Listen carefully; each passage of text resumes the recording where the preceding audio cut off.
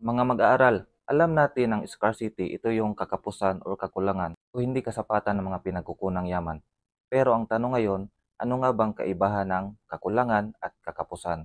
Yan ang ating pag-uusapan sa araw na ito. Ang kakapusan at kakulangan is meron ding pagkakaiba. Magbibigay ako ng halimbawa sa inyo. Halimbawa, merong tao na gumagawa ng upuan. At alam natin, ang mga bagay na gagamitin sa paggawa ng upuan ay kahoy. So ngayon, ipagpalagay natin na yung tao na gumagawa ng upuan is merong plano na gumawa ng 10 upuan. Ngayon, sa paggawa niya ng upuan, ginamit na niya itong mga kahoy. At ang ending, nakagawa lamang siya ng 8 upuan.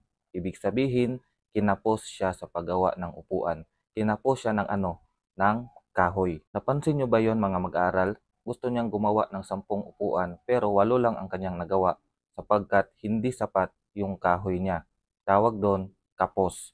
Kinapos siya ng kahoy sa paggawa ng 10 upuan. Sa kabilang banda naman, halimbawa, sa isang classroom, merong 10 mga estudyante at ang kailangan nila ay upuan. Ang tanong, ilang upuan ang kailangan nila? Tama, 10 upuan ang kailangan nila sapagkat sila ay 10 na mga mag-aaral.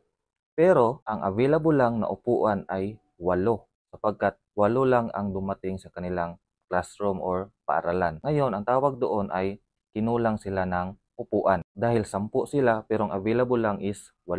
So ang term na gagamitin mo doon ay kulang or kinulang or kakulangan. Kung mapapansin mo sa unang halimbawa, ang tawag doon ay kapos, kinapos ng kahoy. Sa kabilang banda, kinulang ng upuan, hindi ng kahoy.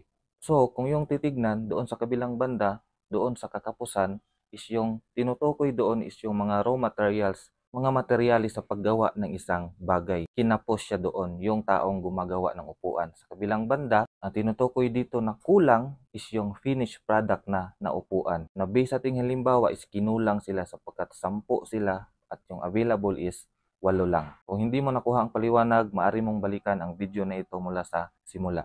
At yun ang kaibahan ng kakapusan at kakulangan.